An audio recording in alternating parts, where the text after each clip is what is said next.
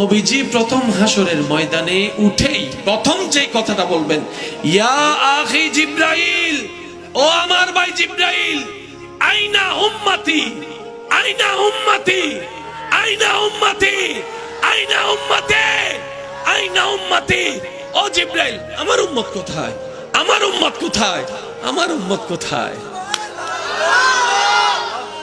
যিনি হাসরের ময়দানে উঠে সর্বপ্রথম আপনার কথা বলবে, আমার কথা বলবে, আমাদের কথা বলবে, ও জিব্রাইল, আমার উম্মত কোথায়?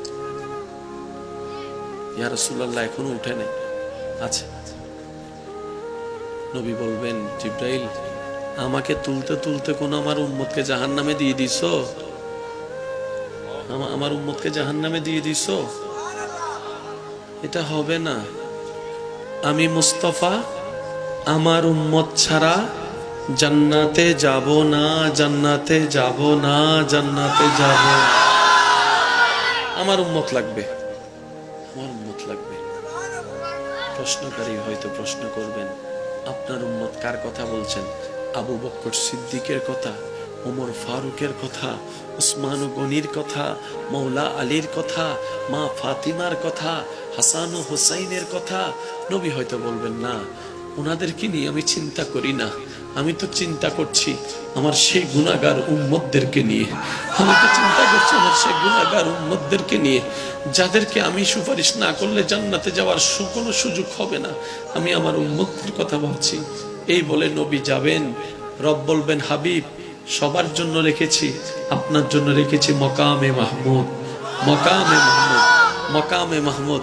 নবী সেদিন বলবে, আল্লাহ, আমার আসনের দরকার নাই, আমার আসনের দরকার নাই।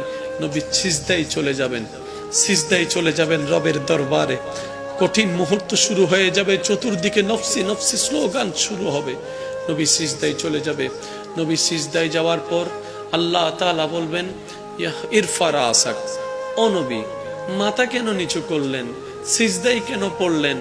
আজকে তো আপনার কান্না করার দিন নয়, আজকে তো আপনার হাসার দিন, আনন্দের দিন, আনন্দের দিন।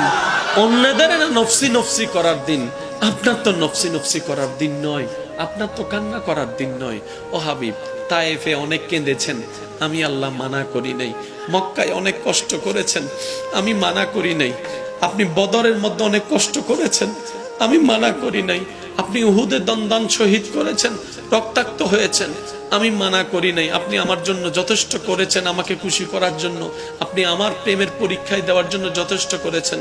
হাবিব, হাসর এটা আপনার জন্য। আর সে হক হে মসনদে রিফাত রাসূলুল্লাহ কি দেখনি হে হাসর মে ইজ্জত রাসূলুল্লাহ কি। ইরফা রাসাক, ও মুস্তাফা, ও নবী, আপনি মাথা তুলেন না, কি চান বলেন না, আপনি যা চাইবেন আমি আল্লাহ তাই দিব। এবারে নবী বলবেন, আল্লাহ, আমার উম্মত, রব্বি হাবলি উম্মতি, রব্বি হাবলি উম্মতি। রব্বি, ও আমার আল্লাহ, হাবলি, হেবা করে দাও, আমাকে দিয়ে দাও, উম্মতি, আমার উম্মত, আমার উম্মত আমাকে দিয়ে দাও, আমার উম্মত আমাকে দিয়ে দাও, আমার উম্মত আমাকে দিয়ে দাও। আল্লাহ বলবেন, হাবিব, আপনার উম্মত আপনাকে দিব কেন? আপনার উম্মত তো আমার বান্দা, এগুলার বিচার করতে হবে না?